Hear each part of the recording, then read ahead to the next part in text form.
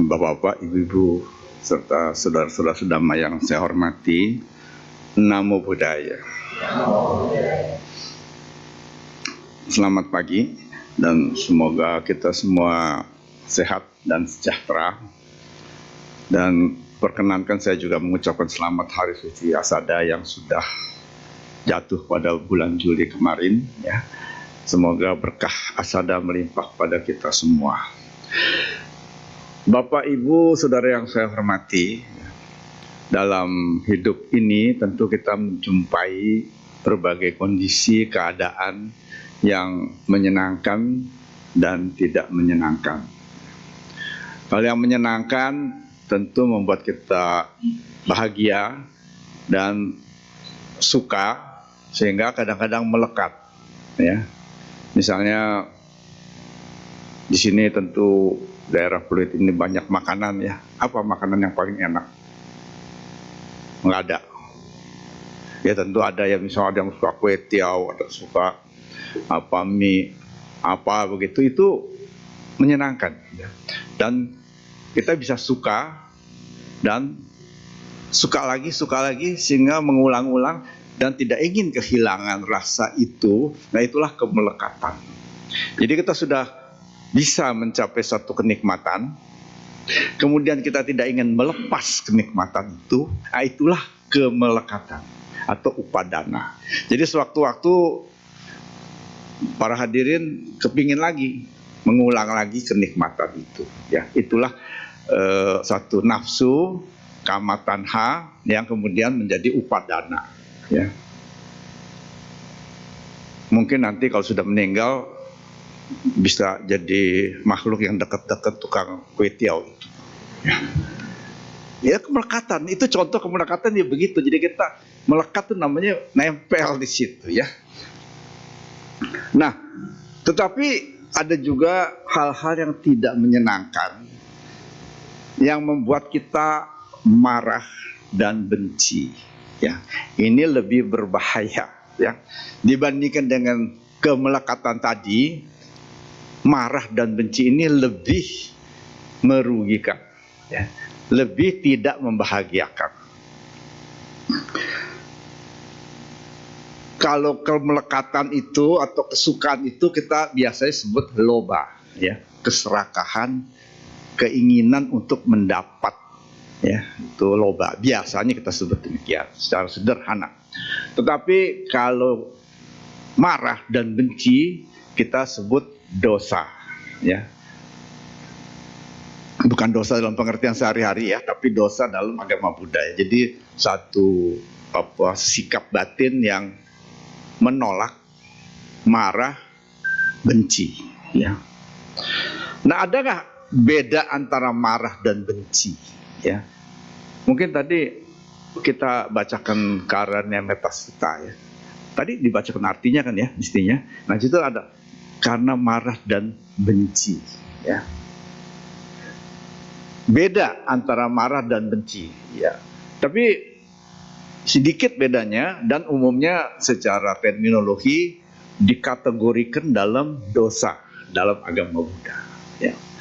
Nah, jadi kalau marah itu biasanya adalah satu sikap batin sesaat, ya, yang tidak berlangsung lama karena sesuatu keadaan di luar yang membuat kita terancam atau merugikan kita, ya. Jadi kalau misalnya Bapak, Ibu-ibu, saudara-saudara sedang naik mobil ke pik, kemudian macet 3 jam, marah nggak? Marah, ya. Terus bisa apa? Nggak bisa apa kan? Marah aja, tapi itu marah menghadapi suatu keadaan yang tidak menyenangkan. Kalau saudara lagi jalan, tiba-tiba dikati orang, anjing kamu, marah nggak? Emangnya anjing?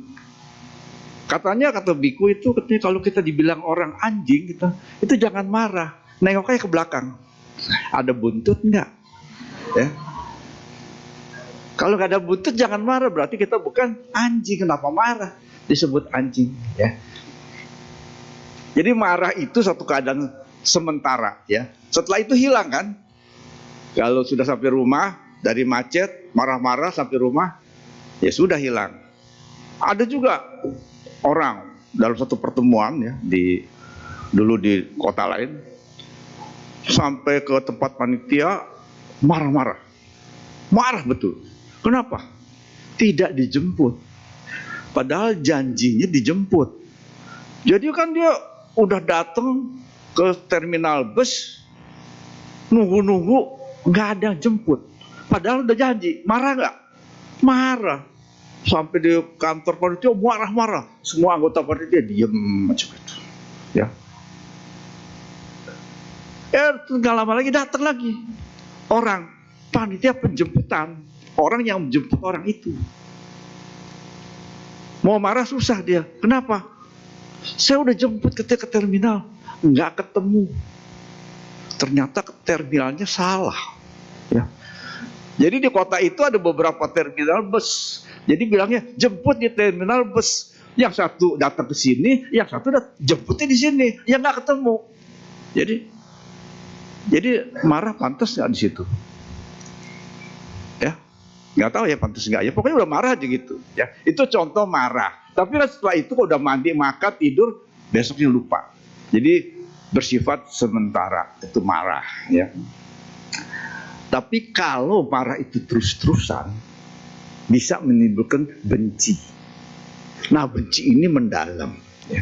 Kalau orang sudah benci pada seseorang atau kelompok orang, itu bisa mendalam dan timbul rasa permusuhan. Ya. Bisa jadi timbul rasa dendam, ya, dendam permusuhan. Ya. Nanti itu ada stage-nya ya, ada stage apa sih? Ada tingkatannya gitu, ya. Nah, sebetulnya marah dan benci itu juga merupakan satu keadaan stres yang mirip-mirip kondisinya seperti orang stres, ya. Yaitu apa? Jadi pada orang yang marah atau benci atau stres itu timbul adrenalin ya dalam tubuh. Ya, saudara mengetahui adrenalin, ya. Apa tanda-tandanya?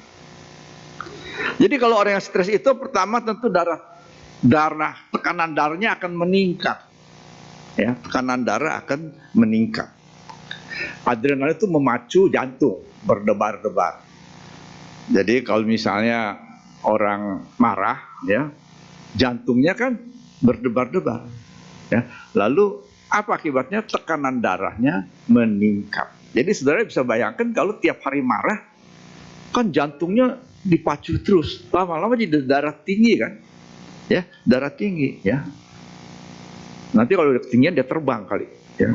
Oh, darah udah tinggi sekali, ya. Darah tinggi. Yang kedua tentu denyutnya cepat, ya. Jadi kalau diperiksa tekanan darahnya tadinya 120, 130 jadi 150, 160. Nanti kalau dihitung denyut nadinya yang tadinya mungkin 80 jadi 100 misalnya. Berdenyutnya cepat. Jadi rasanya berdebar-debar, ya. Kemudian ada tingling sensation, ya. Kayak kesemutan, ya, karena pada saat itu ya darahnya tidak nggak normal, ya, tekanannya tinggi cepat, kesemutan karena ada bagian-bagian tubuh tertentu yang tidak mendapat cukup darah, ya. Nah, kondisi darah meningkat, ya, tekanan darah meningkat lalu denyutnya cepat itu apa? Mempersiapkan orang untuk fight or fly, ya. Mempersiapkan orang untuk lari atau melawan, ya. Lari atau melawan. Jadi denyutnya cepat itu supaya dia siap, ya, siaga. Dan oleh karena itu darah itu disalurkan ke tempat-tempat yang memerlukan tenaga kuat untuk bertempur atau lari. Jadi otot-otot yang besar itu dikasih darah supaya bisa lari, gitu. Nah, bagian lain jadi kekurangan darah. Nah, di situ terjadi kesemutan karena ada darah yang disuplai banyak ke tempat-tempat tertentu, ada bagian yang kurang mendapat perdarahan, ya toh? Jadi kesemutan dan tegang, otot jadi tegang, tegang mau lari atau tegang mau berantem gitu ya. Jadi kalau udah lagi marah itu kan, wah kayaknya otot-ototnya udah rasa udah kayak Bruce Lee lah begitu ya, udah kayak pengen berantem. Tapi kalau lawannya gede gitu kabur aja ya kan. Kalau lawan gede dilawan kan namanya bunuh diri. Jadi kalau nggak lawan kabur. Perlu otot yang kuat. Nah itu ototnya pada tegang semua. Nah itulah kondisi orang lagi marah. Coba bayangkan kalau tiap hari begitu, lama-lama rusak kan badannya ya. Itu belum pikirannya ya, baru badannya aja itu. Baru badannya saja sudah sedemikian rupa. Jadi kalau orang tiap hari marah, nah jadi seperti itu. Jadi terganggu. Mungkin darahnya lama-lama tambah tinggi sampai suatu waktu bisa pecah misalnya gitu. Jadi stroke. Dalam Sutta itu sudah disebutkan beberapa akibat marah ya. Dalam Kodana Sutta. Kodana itu, koda itu dalam bahasa Pali itu marah ya. Jadi ingat ya, kalau kita marah koda ya, lama-lama jadi kuda. Kalau nggak ingat koda ya kuda kali. Koda itu marah dalam bahasa Pali. Jadi ada Kodana Sutta. Dan dalam Kodana Sutta ini disebutkan beberapa akibat orang yang marah. Yang pertama, nah ini, will become ugly and miserable. Jadi apa? Wajahnya jelek. Wajah orang marah tuh jelek. Jadi oleh karena itu, kalau orang yang sedang marah, coba ngaca. Lihat wajahnya ke orang marah seperti apa. Ugly, ya dalam bahasa Inggris kan ugly. Jadi jelek wajahnya. Dan kalau marah setiap hari, cepat tua. Ya, jadi kalau para hadirin ada yang ingin cepat tua, marah aja sebenarnya. Cepat tua aja. Ya. Jadi kalau mau awet muda, jangan marah. Kalau mau awet muda, jangan marah. Ya kalau sering marah, cepat tua. Kalau tidak suka marah, bisa awet muda. Ya, ingat ya. Jadi terutama wanita-wanita tuh yang ingin awet muda, jangan marah melulu. Ya, sering-sering ngaca, wajah saya jelek kan nih gara-gara marah gitu ya. Jadi ingatlah kalau marah ngaca. Lihatlah wajah saudara seperti apa kalau lagi marah. Nanti lama-lama kaca aja ditimpuk ya biar pecah. Nah kemudian yang kedua dari dalam Sutta ya, susah tidur ya. Badan nggak enak ya. Kalau orang marah ya, badan kan nggak enak. Tadi kalau marah itu kan otot-otot pada kenceng, apa jantung berdebar, jadi nggak enak badannya ya. Sehingga apa? Susah tidur ya. Jadi banyak orang susah tidur karena marah ya. Bisa juga marah sebab susah tidur, bisa juga sebab lain, tapi salah satu sebab susah tidur adalah sering marah ya. Ya kalau suka mikirin beras naik ya mungkin susah tidur juga ya. Apalagi keadaan lagi susah, nggak bisa susah tidur. Tapi salah satu sebabnya adalah marah ya. Kemudian dikatakan juga tidak bisa sejahtera hidupnya atau sukses ya. Jadi keberhasilan seseorang itu kalau sering marah, maka susah dia mencapai keberhasilan atau kesuksesan dan kesejahteraan ya. Kemudian bisa juga kehilangan kekayaan yang semestinya dia dapat ya. Dengan marah-marah itu, karena marah kan bisa berbuat sesuatu yang tidak tepat ya. Jadi kalau orang marah kan kadang-kadang keputusannya tidak bagus ya, karena udah pikirannya tidak tenang, sehingga keputusan yang diambil untuk kerjaan, untuk dagang, untuk apa jadi nggak benar, sehingga kekayaan yang mesti dia kumpulkan dengan benar akan hilang. Kemudian juga kehilangan nama baik ya. Jadi kalau orang yang suka marah, kehilangan nama baik ya.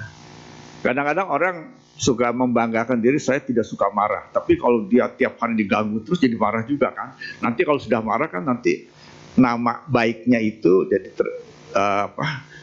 terganggu, rusak ya. Kemudian bisa juga kehilangan teman ya. Kehilangan teman dan keluarga ya. Kan saudara suka nggak punya teman yang suka marah? Nggak suka kan?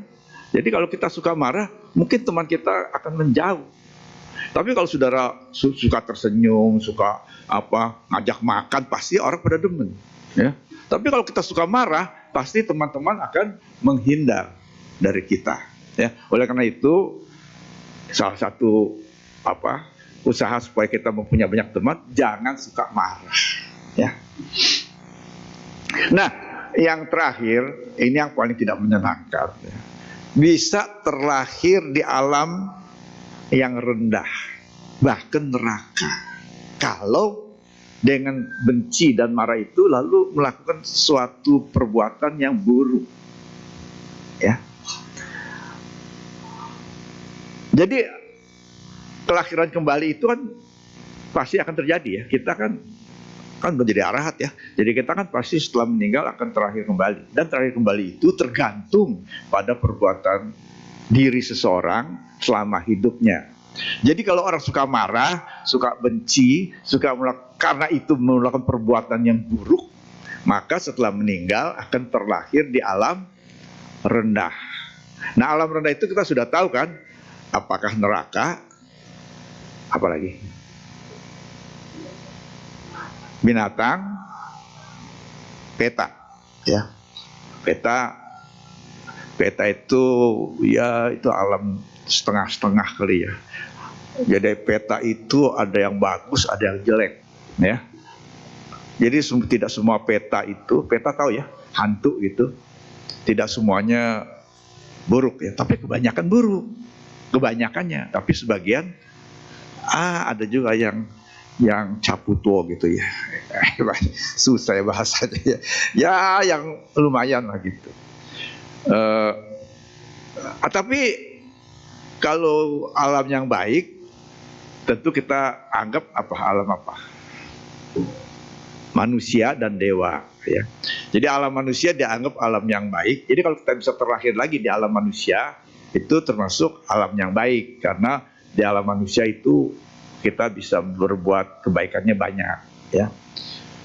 Jadi di alam manusia dianggap baik karena di alam manusia dapat berbuat kebaikan dengan leluasa kalau mau ya. Beda dengan alam lain. Kalau di alam setan mau berbuat baik kan susah ya. Mau berbuat baik dari sendiri setan, susah berbuat baik ya. Di alam neraka bisa nggak berbuat baik? Ya nggak bisa, orang lagi disabetin terus, diseksa terus, gimana mau berbuat baik ya. Apalagi alam binatang. Nah, alam binatang kan juga susah berbuat baik ya. Kan binatang kan mau berbuat baik juga susah, kesadarannya kan kurang ya.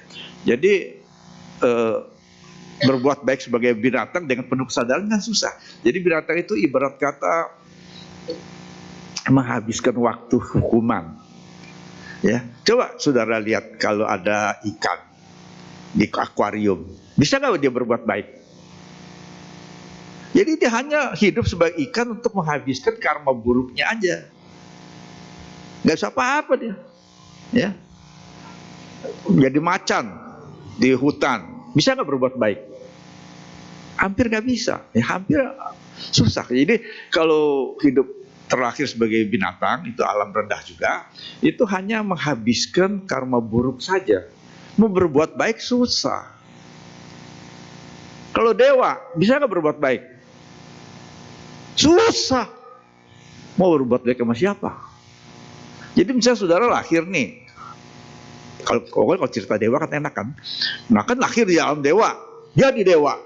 Terus mau berbuat baik kepada siapa? Emangnya enak, gampang? Susah. Pernah nggak lihat dewa datang ke dunia? Saya bantuin kamu ya. Pernah nggak coba denger gitu? Susah. Dewa itu mau berbuat baik sama sesama dewa, bisa nggak? Semuanya udah dewa, udah enak semua. Apa yang mau ditolong? Iya nggak? Setuju?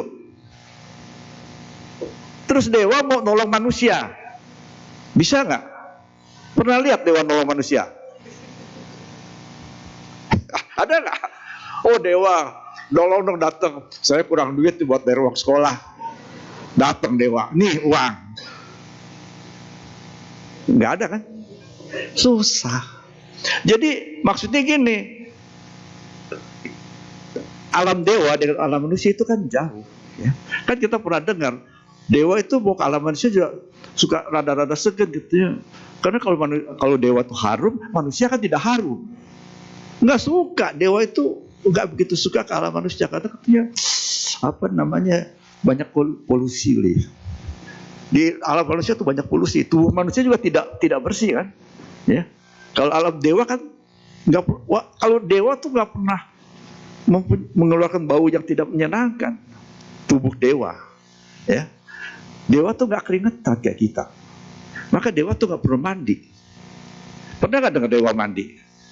Nggak usah, karena nggak ada keringetan. Kalau kita kan keringetan kan, jadi saban hari mandi. Kita mandi setiap hari 2 kali kali ya. Kalau di Amerika mungkin seminggu sekali mandi itu.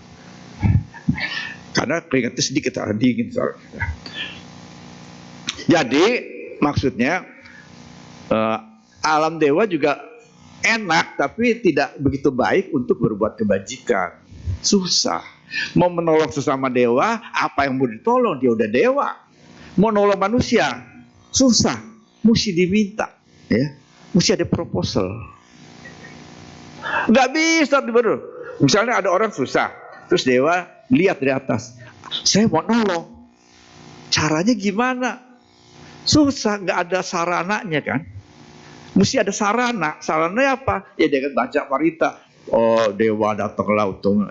Nah, itu pun kalau karmanya cukup untuk ditolong. Nggak mudah, ya. Nggak mudah untuk meminta bantuan para dewa untuk membantu kita, ya.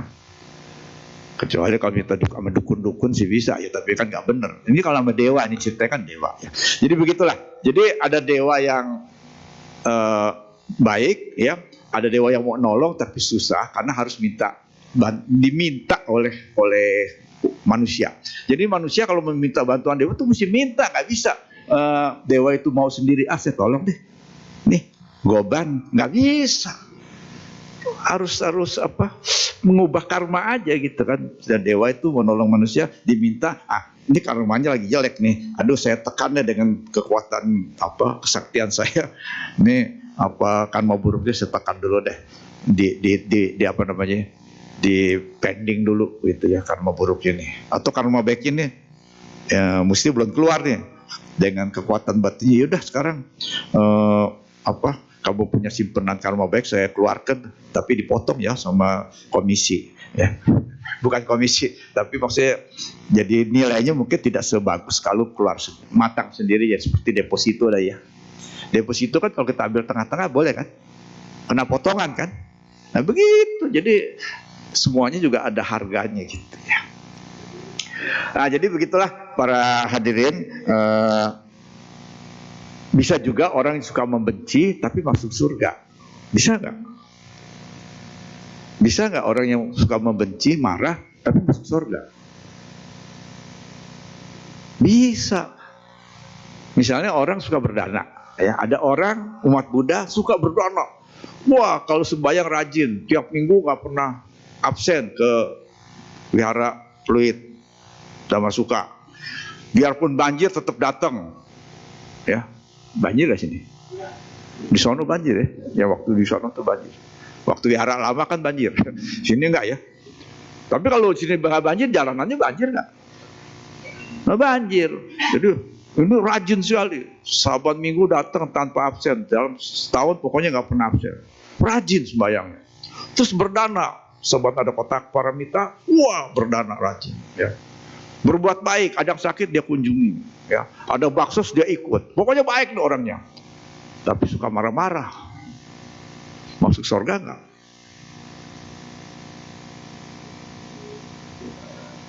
Kok nggak ada yang jawab? Bisa nggak jadi dewa tapi marah? Nah inilah yang kadang-kadang kita lupa, ya. Jadi orang bisa masuk surga kalau dia tidak jahat. Ya, tidak jahat. Kalau cuma marah kan nggak jahat kan. Kalau sampai berbuat sesuatu kan jahat, melanggar sila. Kalau marah-marah ya benci-benci itu kan, kalau kita benci melanggar sila nggak? Saya benci sama dia, itu melanggar sila nggak?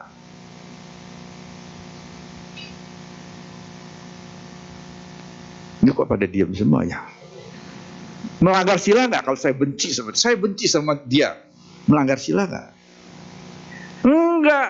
Jadi orang kalau tidak melanggar sila, tidak berbuat jahat, hanya membenci, ya, itu tidak melanggar sila. Dan suka berdana, dananya gede, tulus, tapi suka benci orang. Bisa nggak masuk surga? Bisa. Cuman jadi dewanya dewa satpam. Maksudnya jadi dewa juga, cuman dewa yang tidak seperti bayangan kita punya istana. Dia mungkin cuma di kapling aja tinggal. Ya. Karena apa? Dia baik, cuma suka benci orang. Ya. Tidak berbuat jahat dengan perbuatan kata-kata yang tidak jahat. Itu kan bisa masuk surga. Tapi karena sifatnya tidak baik, ya, jadi dewa yang tidak baik juga. Jadi tidak, maka saya katakan tidak semua dewa itu wajahnya cantik dan tampan seperti orang licavi, kata Sang Buddha gitu kan. Ada dewa-dewa yang bentuknya tidak bagus, yang tidak tampan seperti andilau gitu, ya. Ada. Jadi ada dewa-dewa yang wajahnya tidak bagus, bentuknya tidak bagus, tapi dewa. Dan hidupnya di alam dewa, namanya tetap hidup di alam dewa, ya. Nah itu sekedar pengetahuan tentang dewa, barangkali ada yang mau ke sana gitu, ya. Selanjutnya mengenai dosa, ya. Jadi tadi kita sudah cerita akibat orang marah atau benci dalam Kodana Sutta. Nah sekarang bagaimana dosa itu terjadi, ya. Jadi secara umum kalau orang mengatakan dosa itu berarti kebencian. Dan banyak kata-kata yang dalam bahasa Pali yang sinonimnya gitu, ya. Dengan sedikit beda, ya, sedikit, ya, ada perbedaan halus, ya.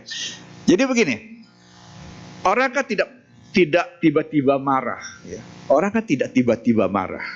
Jadi kalau saya ingin ceritakan, misalnya saudara-saudara kan pernah ke tempat wisata, ya, ke Bali atau ke mana gitu, tempat wisata yang ada orang penjual souvenir. Pernah lihat, ya? Ada orang penjual souvenir. Nah kebetulan kita lagi ke sana, ada orang penjual souvenir yang bandel, yang rada-rada begitu. Dia nawarin kan kita souvenir kan. Kita kan nggak minat misalnya, nggak mau. Udah saya nggak mau gitu. Tapi dia nawarin terus.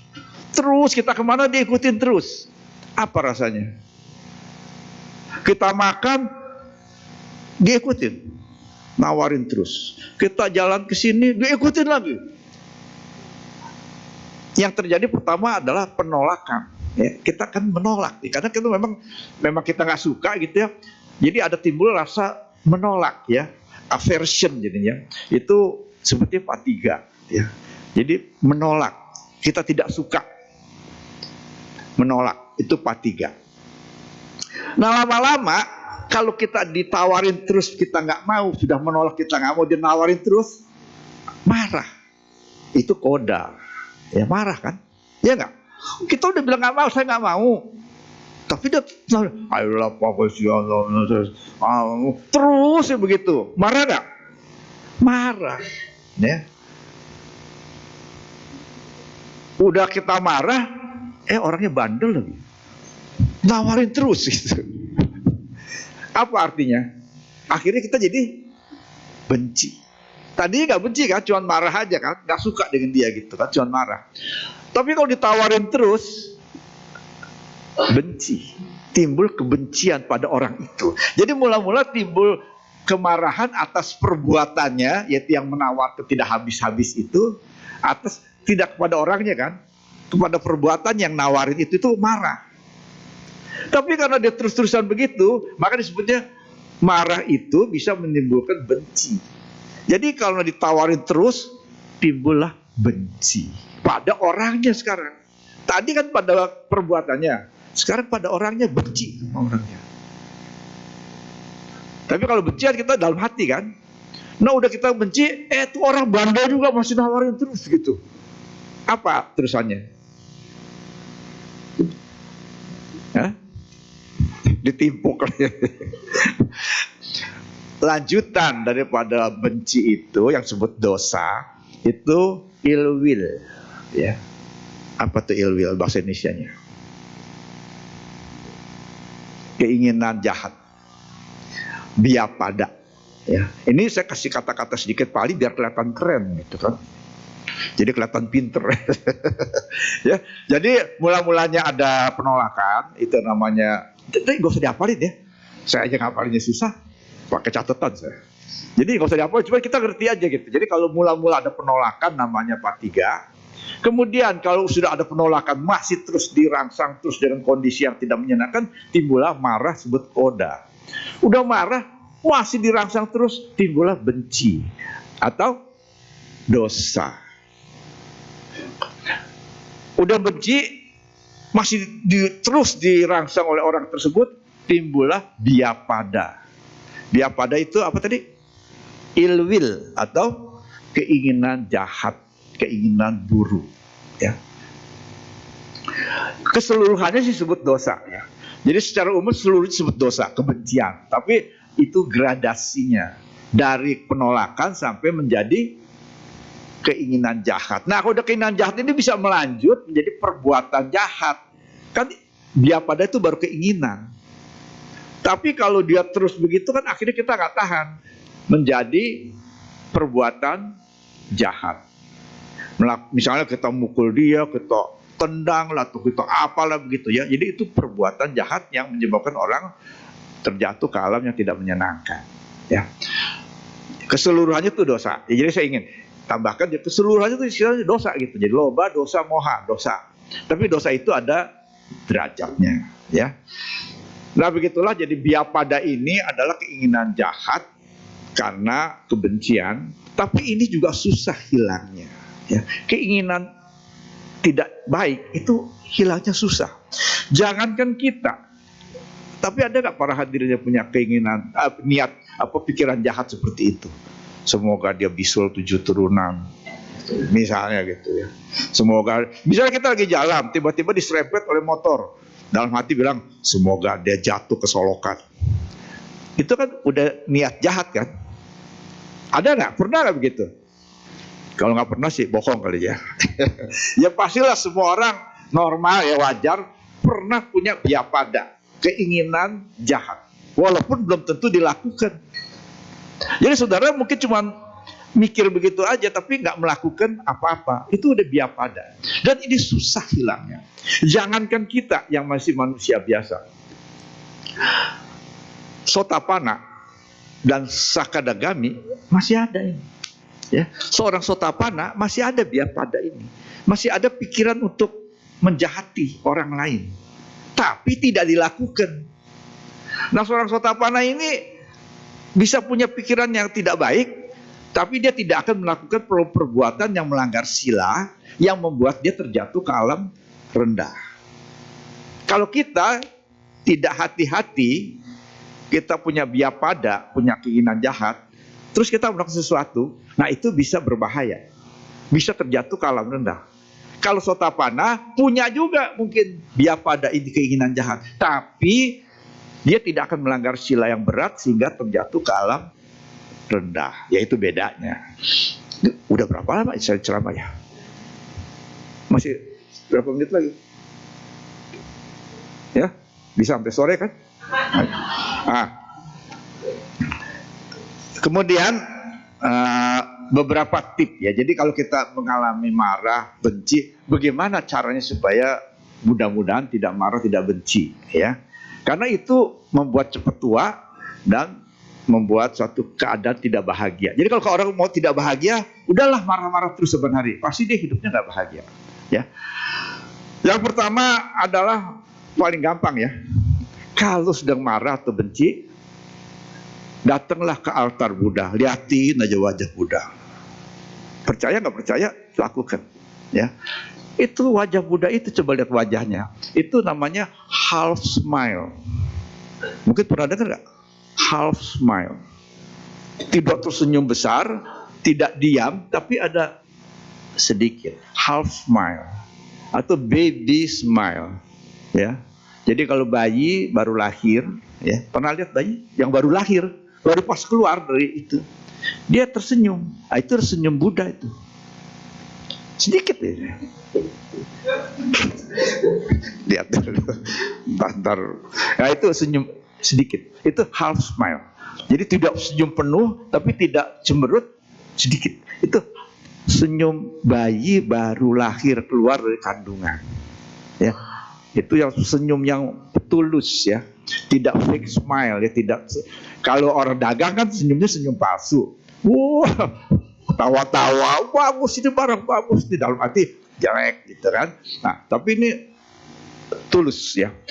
Maka kalau orang sedang marah, datangnya ke altar Buddha, liatin wajah Buddha. Itu juga ibu saya pernah begitu, lagi marah-marah ke altar Buddha sih.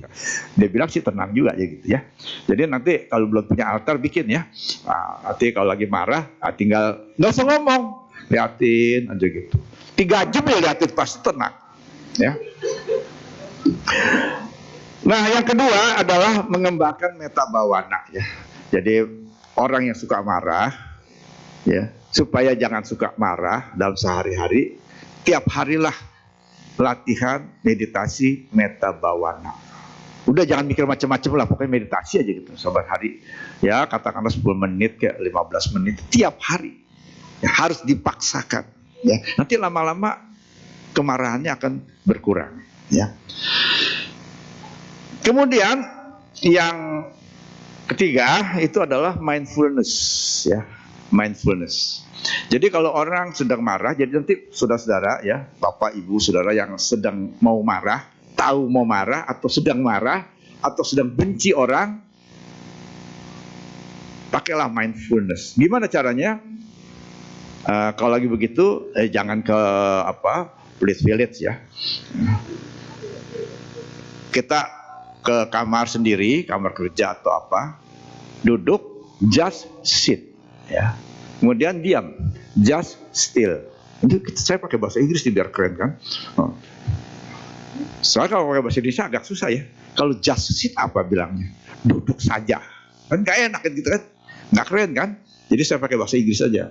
Jadi kalau orang sedang marah atau benci, bergolak itu, jangan ke police village, tapi ke kamar sendiri. Just sit, duduk. Kemudian just still, diam. Ya. Yang ketiga, just watch, amati apa yang kita rasakan di badan kita. Mungkin berdebar-debar tadi yang tadi saya sudah sampaikan, mungkin kesemutan, mungkin denyutnya cepat, mungkin kepalanya berat, apa saja kita rasakan, just watch. Ya, pasti akan hilang keluhan marah dan bencinya. Ya. Ya kalau besok ketemu tuh orang marah lagi lain cerita. Yang penting saat itu kita bisa tenang. Just. Udah ingat lu? Besok ujian ya. Apa tadi itu? 3 just. Just sit, duduk. Just still, diam. Just watch, amati. Amati apa yang kita rasakan. Udah itu aja. Gampang kan? Ya. Kemudian terakhir, ingatlah kata-kata Buddha dalam Karanya Metta Sutta. Tadi kita sudah bacakan bersama. Biarosana patigasanya, nanya manyasa dukkha micaya. Artinya apa?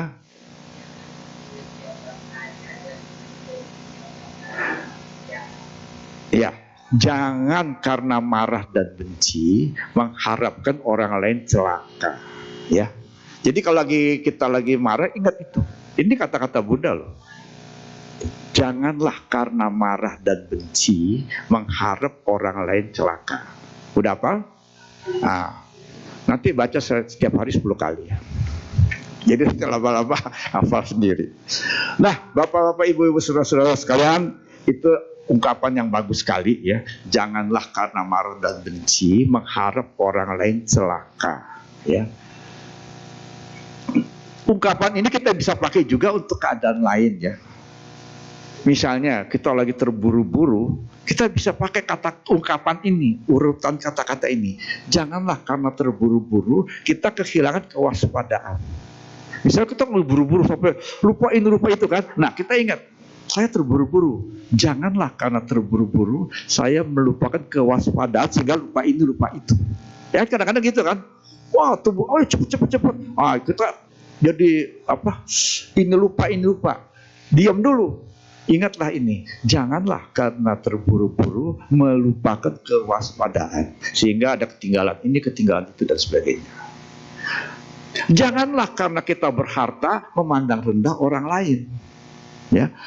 Janganlah karena kita cinta menjadi buta. Ya, ada kan? Untuk anak muda nih ya. Kalau saya sudah ketuaan. Ya. Janganlah karena cinta menjadi buta. Kan orang kalau lagi cinta tuh apa aja dia nggak sadar gitu ya, kayak buta, terbutakan gitu ya. Itu namanya love blindness gitu. Jadi cinta itu membutakan. Jadi dia tidak lagi melihat kekurangan orang itu ya. Jadi karena udah lagi cinta jadi semuanya bagus ya. Itu love blindness. Janganlah karena cinta melupakan sesuatu yang mesti kita lihat atau membutakan diri. Ya. Nah, tadi saya katakan janganlah karena berharta menganggap rendah orang lain. Ya. Jadi sekarang coba misal begini, dalam suatu pertemuan nih umat Buddha nih, ada orang yang berharta besar dengan ada biku jalan sama-sama. Yang dihormati biku apa orang berharta? Waduh, diam semua ini, celaka ini. Jadi kalau ada biku jalan, ada orang kaya jalan, donatur besar. Ada umat datang, banyak umat. Umatnya menghormati biku apa menghormati orang yang kaya? Biku. Kayaan mana? Bikunya nggak punya apa-apa. Biku kan pertapa, nggak punya kekayaan, tapi dihormati dibandingkan dengan orang kaya itu. Jadi maksudnya saya cuma ingatkan kata-kata tadi, janganlah karena kita berharta memandang rendah orang lain. Buktinya aja biku lebih dihormati daripada orang kaya, padahal bikunya nggak punya apa-apa. Jadi kalau para hadirin ingin dihormati, jadilah biku dan adat silani, ya pasti dihormatin walaupun tidak kaya. Gitu. Ya. Baiklah, jadi sebagai penutup, ingatlah kata-kata Buddha tadi ya, janganlah karena titik-titik jadi titik-titik. Ingat gak? Nah ini ingat ya, dalam segala keadaan di mana kita merasa tidak nyaman, tidak senang, ingatlah kata-kata yang bagus sekali ini. Saya juga sering-sering begitu ya, lagi buru-buru ingat, janganlah karena terburu-buru saya lupa ini, lupa itu ya. Jadi ingat ya para hadirin yang terhormat, kata-kata untuk diingat setiap hari, janganlah karena titik-titik menjadi titik-titik ya. Ingat? Kalau ingat, syukurlah, mudah-mudahan apa yang disampaikan pada pagi ini dapat bermanfaat bagi kita semua. Semoga kita semua berbahagia. Sukihotu, sabesata bawantu sukitata. Terima kasih.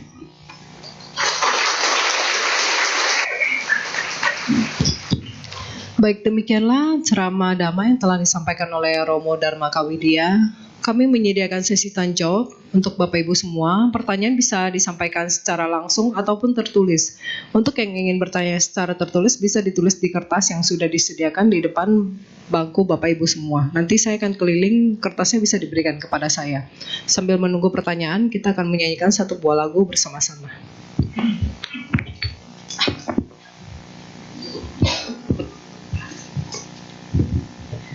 Mari kita kembali menyanyikan sebuah lagu dengan judul Masihkah Ada pada halaman 68.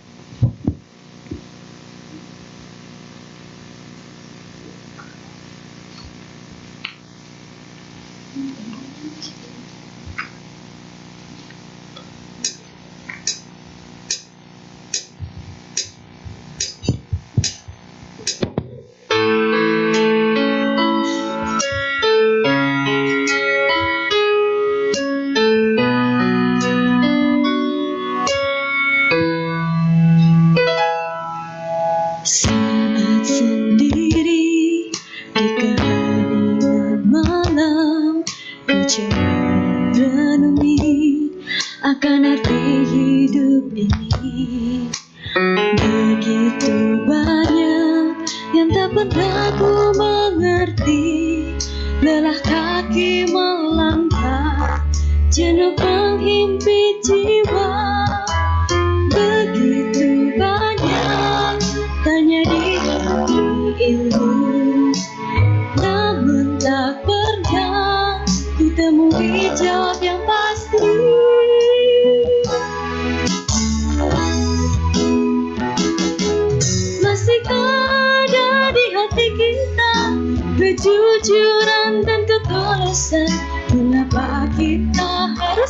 berdusta pada diri sendiri. Mengapa kita merasa bangga akan kebodohan sendiri, seakan saja kita rela terikat oleh tanha. Begitu banyak tanya di hati ini, namun tak pernah ku temui jawab yang pasti.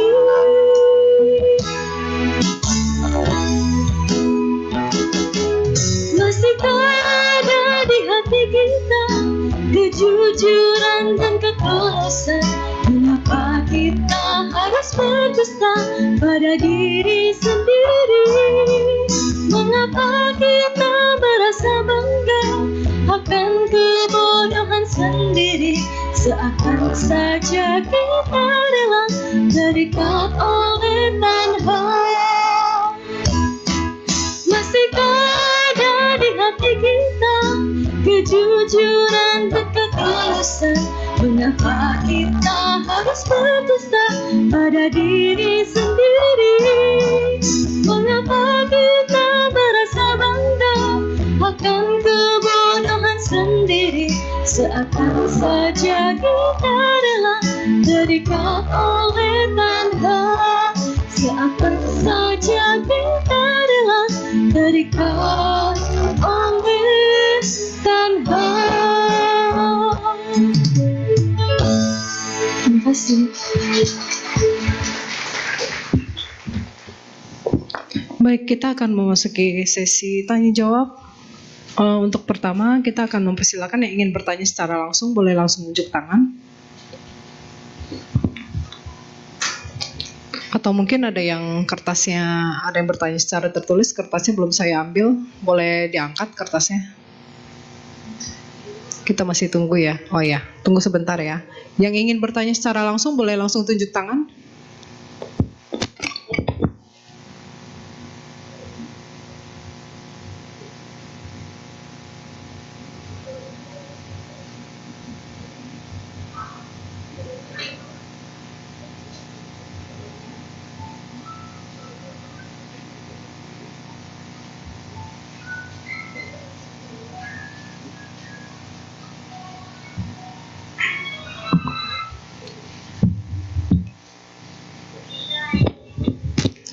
Baik, sekali lagi saya bertanya untuk yang ingin bertanya secara langsung, boleh langsung unjuk tangan. Ya, silakan Pak. Boleh maju ke depan.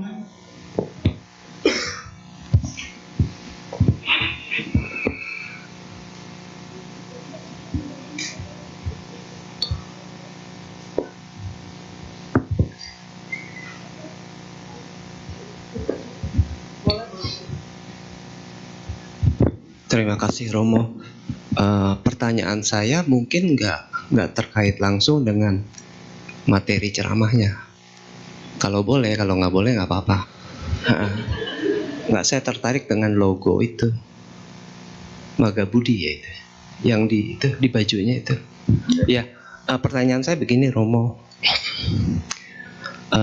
Bulan lalu itu kan ada acara besar-besaran perubahan status Sekolah Tinggi Agama Buddha Nalanda dari STAB menjadi institut. Saya tanya beberapa tokoh termasuk Pak Siwi, nggak ada ya, nggak ada jawabannya. Saya penasaran apa dampaknya, karena dari acara itu sampai mengundang biksuni dari Malaysia. Saya nggak sempat datang karena saya ada rapat. Nah itu pertanyaan saya, apa dampaknya? Terus yang kedua, kalau nggak salah Romo dulu yang dosen agama Buddha di Sekolah Tinggi Agama Buddha di Nalanda yang masih di Keramat ya Romo. Itu kan dulu ada kursus dasar agama Buddha. Nah pertanyaan saya masih terkait dengan yang pertama, sebegitu besarkah kemajuan dari pendidikan agama Buddha? Terus yang ketiga satu lagi, mengenai Magabudi Bante, Romo. Dulu saya sering ngobrol sama Ibu Meta Dewi, Meta Dewi Wong ya kalau nggak salah. Nah itu katanya salah satu program utamanya itu peningkatan kualitas penceramah. Nah beberapa bulan yang lalu tuh saya diajak sama pengurus agama tetangga gitu. Kamu datang aja ke gereja. Loh saya agama Buddha, saya nggak suruh kamu pindah agama. Langsung dia bilang begitu. Lalu saya suruh kamu dengerin ceramahnya. Berarti ceramahnya itu yang punya nilai jual gitu. Nah jadi pertanyaan saya, apakah itu juga salah satu program utama dari Maga Budi untuk meningkatkan kualitas penceramah? Karena mohon maaf, semoga penilaian saya nggak salah, banyak juga yang menilai penceramah kita masih kalah dibanding mereka-mereka. Terima kasih.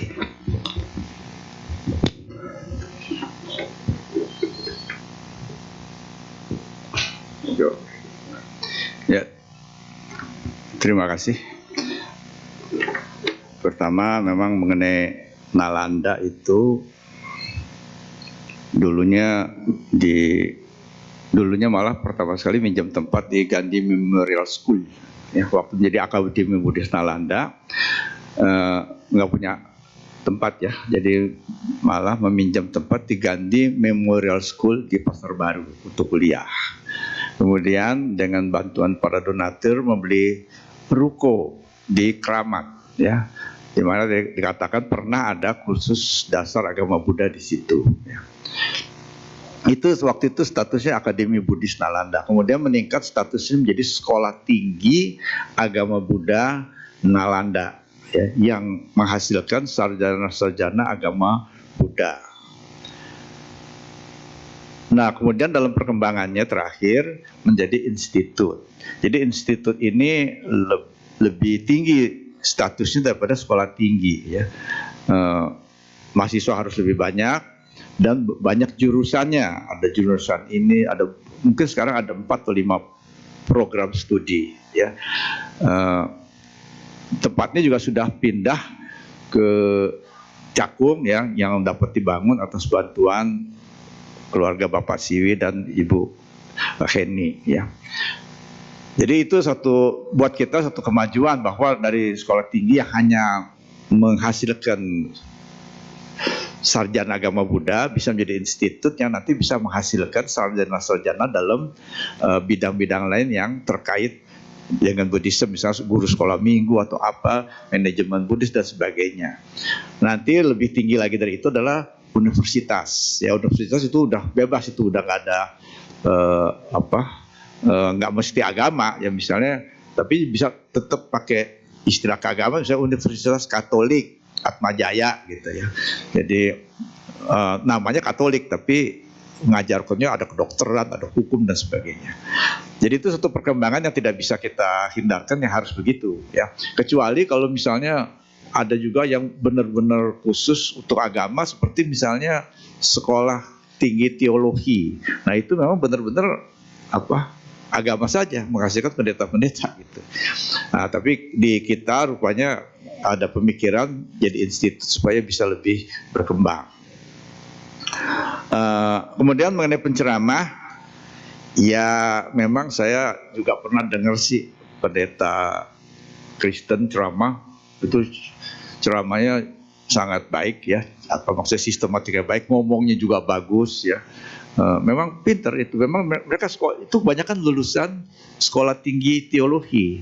Kalau yang Katolik itu seminari ya. Kita itu seperti zaman revolusi ya. Jadi kalau misalnya tadi saya katakan, misalnya kalau yang pendeta Kristen itu ceramahnya pandai, itu memang mereka lulusan perguruan tinggi ya, STT ya. Bukan sekolah tinggi teologi. Kalau kita STT mah Sangga Theravada Thailand ya. Ini kita STT yang tadi maksudnya sekolah tinggi. Jadi mereka tuh pendetanya dan pastornya itu semua lulusan perguruan tinggi. Nah, agama Buddha yang baru mulai berkembang kembali tahun 56, 57, 58 itu, dan baru mulai banyak umat Budanya mungkin tahun 2000-an, itu sekolah tingginya kan sangat minim. Baru sekarang ini agak banyak sekolah tinggi, tetapi banyak penceramah yang bukan lulusan sekolah tinggi agama Buddha.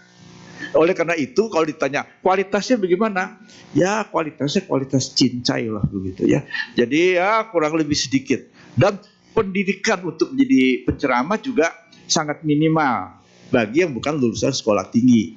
Cuma ada kursus beberapa hari, beberapa kali kursus beberapa hari. Oleh karena itu kalau ada penceramah yang mungkin kalah dibandingkan dengan pendeta Kristen atau pastor, ya mungkin ya begitulah. Karena memang pendidikan kita belum memenuhi seperti mereka. Ya, saya juga bukan lulusan sekolah tinggi ya. Jadi saya juga ceramah juga cincai-cincai tadi.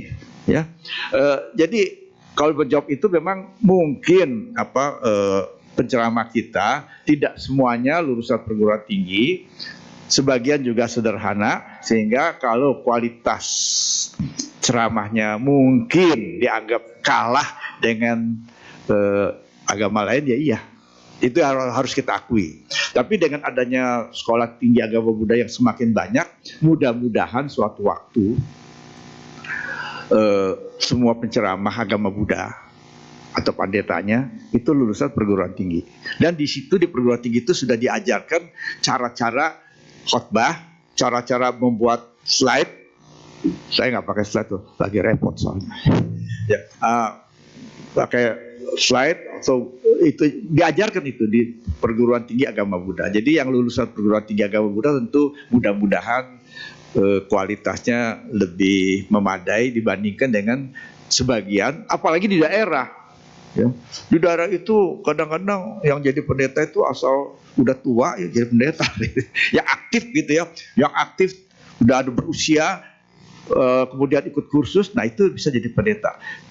Ya kita tidak bilang mereka itu kurang bagus, tapi mungkin kualitasnya tidak sebagus lulusan perguruan tinggi ya, tapi itulah kondisi kita seperti itu. Mudah-mudahan di masa depan lebih baik. Walaupun demikian kan agama Buddha tetap berkembang dengan segala kekurangannya itu ya. Ya saya kira itu aja jawaban saya ya. Mudah-mudahan di waktu yang akan datang kita mempunyai banyak penceramah yang dapat diandalkan seperti harapan tadi dari Bapak ya.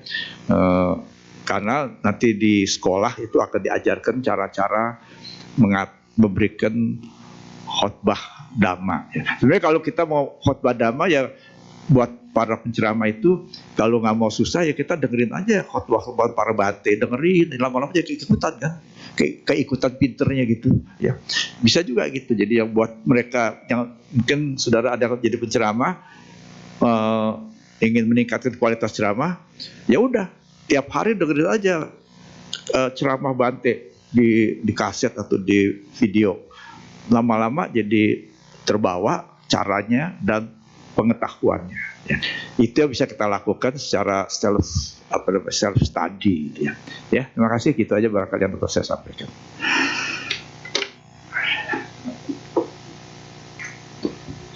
Baik Romo, mungkin ini pertanyaan terakhir ya. Ya. Nama budaya Romo, saya ingin tanya mengenai bakti kepada orang tua. Berbakti adalah sebuah kewajiban seorang anak. Bagaimana dikaitkan dengan kebijaksanaan dalam melaksanakannya? Terima kasih. Bagaimana dalam Bagaimana dikaitkan dengan kebijaksanaan dalam melaksanakannya? Ya ini agak bingung jawabnya ya. Iya dilaksanakan sih dilaksanakan aja ya. Jadi malah kalau kebijaksanaan kan pemerintah ya. Kebijaksanaan itu kita sih kalau sebagai anak ya tugas kita yang di dalam suta mata pitu patanang puta darasa sanggaho. Itu aja kita patokannya ya. Mata pitu upatanang. Jadi mata ibu pitu ayah. Jadi merawat, menyokong ayah dan ibu itu aja. Bagaimana caranya tentu disesuaikan dengan kemampuan kita masing-masing. Ya. Jadi merawat, menyokong, ya, merawat dan menyokong ayah dan ibu. ya. Dengan caranya sesuai dengan kemampuan kita. Ya. Tapi kalau kita pun tidak mempunyai harta yang besar, ya, seperti tadi kan, misalnya kan kita tidak berharta banyak, tapi menyokong ayah dan ibu itu tidak cuma dalam bentuk materi, ya, tentu harus sebaiknya tentu harus bentuk materi. Artinya kalau orang tua sudah tidak bekerja, ya, tentu anak itu harus memberikan jaminan kehidupan bagi orang tuanya, sebagaimana waktu dia kecil dijamin hidupnya oleh orang tuanya, gitu. Itu satu. Yang kedua itu adalah perhatian, ya, perhatian kepada orang tua, ya. Jadi walaupun tidak berharta ataupun berharta besar, itu perhatian itu tetap harus ada. Artinya harus menyambangi orang tua, memberikan makanan kecil atau apa gitu. Itu buat orang tua sangat besar artinya, ya. Jadi pertama menyokong itu kehidupannya, yang kedua perhatiannya, ya. Jangan sampai kejadian, ya, dulu saya pernah menjumpai ada seorang ibu datang berobat, ya. Bu, ini ibu kok nggak diantar anak? Oh, udah lama sakit baru berobat. Iya, katanya tuh anak saya ada 6 apa kalau salah. Pada nggak bener semua katanya. Saya sakit nggak dikasih biaya buat berobat, dianterin juga kagak katanya. Sampai saya sakit menderita ini baru sempat sekarang datang ini juga jual telur bebek nih baru bisa berobat. Ya. Kalau tahu begitu, waktu kecil saya pites-pitesin semua. Jadi itu contoh bahwa sampai saat ini masih ada anak-anak yang tidak memperhatikan orang tua. Jadi nggak ada kebijaksanaan apa-apa.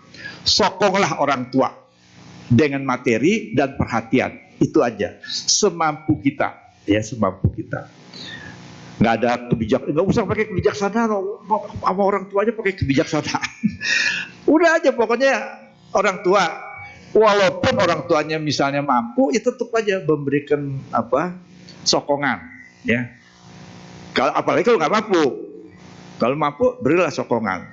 Kalau nggak mampu, apalagi jaminlah hidupnya sebagaimana si anak dijamin oleh orang tuanya waktu masih kecil. Yang kedua perhatian, ya. Jadi anak itu harus memperhatikan orang tuanya dengan arti apa?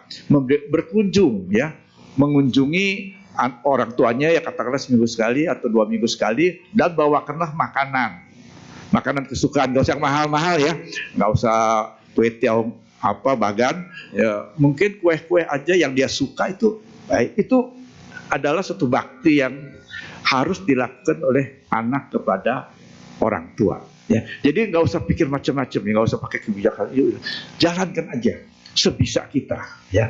Toh kita dulu masih kecil dirawat, nah sekarang kita ganti merawat, itu aja, ya. Mata pitu patana, ya, istilahnya mata pitu patana, tapi support, ya, menyokong orang tua.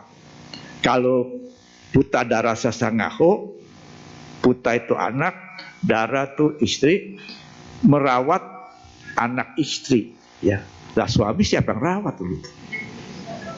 Suami merawat anak istri, lah suaminya siapa yang rawat? Nggak diajarin di situ, ya. Mata pitu patadang, puta darasa sangaho. Lah suaminya kemana? Ya, oke, terima kasih.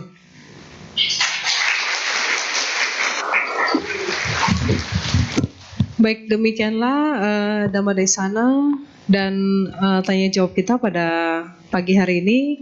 Kami segenap keluarga Wihara Bodhi Dharma Sukha mengucapkan terima kasih kepada Romo Dharma Kawidya untuk waktu dan kesempatannya pada minggu pagi ini.